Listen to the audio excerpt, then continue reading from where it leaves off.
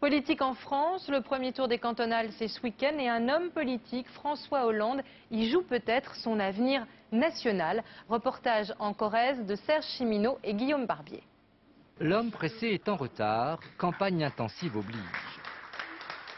Le président du Conseil général de Corrèze arrive en cours de réunion publique pour soutenir les candidats de gauche sur les cantons de Brive-la-Gaillarde. Ils sont essentiels pour que sa majorité garde le département.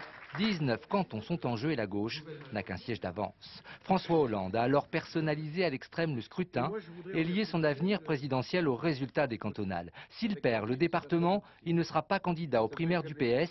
Et si c'est le cas, son discours est prêt. Je leur dirai tout simplement que je resterai député, que je continuerai à défendre mes idées, mais que je ne peux pas aller devant les Français si je n'ai pas au préalable réussi à convaincre les Corréziens. Un risque limité pour les spécialistes de l'arithmétique électorale, mais en attendant, François Hollande fait tourner la boutique départementale. Ce matin-là, c'est réunion de chantier sur la route entre Tulle et Argentat. Le Conseil général finance en partie ses travaux terminés a priori en 2012. 2012, la date obsédante pour laquelle il ne cesse de se préparer. Et si au soir du 27 mars, il gagne son pari électoral, François Hollande se transformera très vite en candidat à la présidentielle. Je ne le ferai pas le 27 mars ce soir, parce qu'il faut là aussi respecter l'enjeu départemental. Puis je ne suis pas le seul concerné, il y a tous les conseils généraux de France qui vont être renouvelés. Mais enfin, ça ne traînera pas trop longtemps. Ça ne traînera donc pas au-delà du tout début avril. Ce lien entre cantonal et présidentiel agace à droite. Mairie d'Égletons, séjour de permanence pour monsieur le maire, également conseiller général mais aussi président de l'UMP en Corrèze. De quoi être énervé à plusieurs titres par la campagne très personnelle du président Hollande.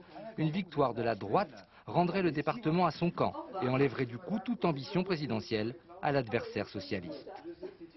Ce sera un effet secondaire et bénéfique pour la France si nous pouvons arrêter François Hollande au niveau de la Corrèze.